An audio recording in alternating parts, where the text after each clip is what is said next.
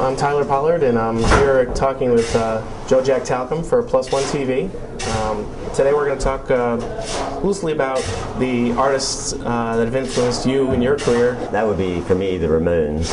When I was a teenager in high school, they were the band that I was a fan of, and I thought, hey, I could do this. It's simple. It's deceptively a little more complex than what the more you get into it, you realize it's not as easy, especially to strum downstrokes all the time on the guitar. The physicality of it's different, but the actual songwriting bit, that's when that was the point, hearing the Ramones, that I thought I could do this, I could write songs like this. And I could be in a punk band. Good point. But I think that's true for a lot of punk bands. And I kind of get the impression too that just with the way a lot of your other work has gone, that you identified with the storytelling aspect of the Ramones and their scenes, their characters. They're funny little vignettes. There's a lot of different ways you can go, but I do think that has been a running theme in the work that you've done. Painting a picture and creating people and situations. Songs don't have to be so serious. I also noticed that you have a lot of classic rock folks in your list as well. Listen, little Dylan, little Rolling Stones.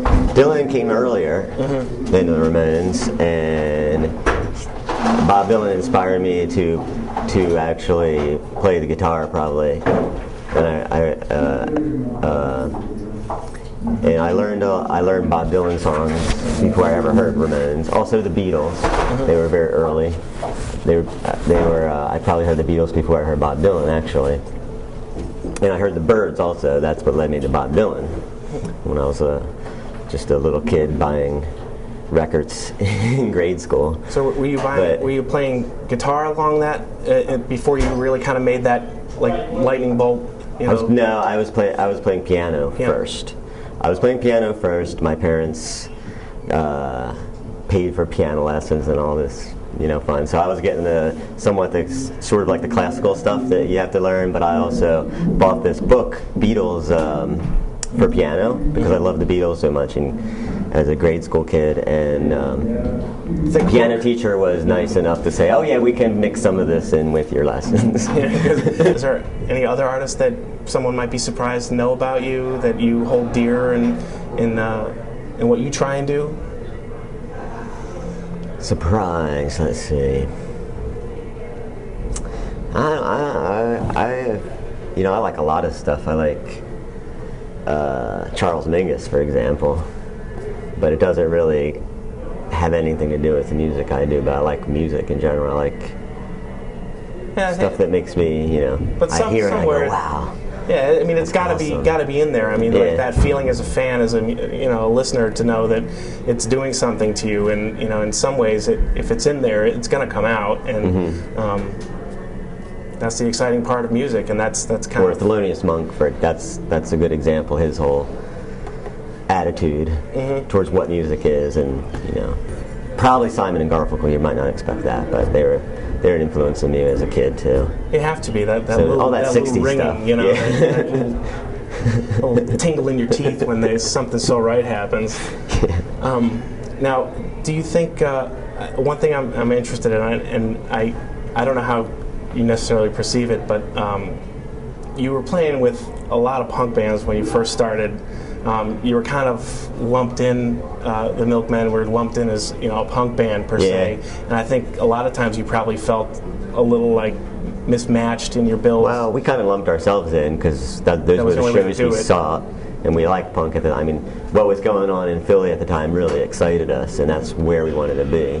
It's playing the punk shows, and we tried to be punk in our own crazy way. We, I think. Like the Minutemen, felt that punk could be anything. It didn't have to be prescribed to be distorted guitar and 1, 2, 3, 4 all the time. But a certain vocal singer, certain vocal style. Not like we never considered ourselves hardcore punk and that kind of that genre. Right. But we thought we were punk, just because of our approach and our style. How did you feel like when you were playing like a lot of those At shows? The hardcore shows. I mean, definitely out of place, but in a fun way. Right. You're like, in a way, like, did you feel like you were educating a little bit? You know, like they need to hear this, and they're gonna fucking take it. And we got it too. This is a really great thing for me to do, to get to talk to you, because you were a part of my chemistry. You're a part of why I wanted to do what I do, and to just talk about music incessantly to anyone who will listen. And I think it's a real special thing to have music and to be inspired by music and to be able to share it and learn from it. Oh yeah. And one thing I was excited about getting to meet you is because I do know that you're kind of that guy. Like, I think that you keep yourself active, and yeah, music's been a part of my life from my earliest memory. I don't see how I could live without it, honestly. I mean, but you find there are so many people that do get tired of it, and they just cut themselves off and say, I don't care. Well, maybe it will happen, but I can't predict the future, but I don't think it will. It can't. I really appreciate you coming in and All right, sitting down with us. Thanks, Joe.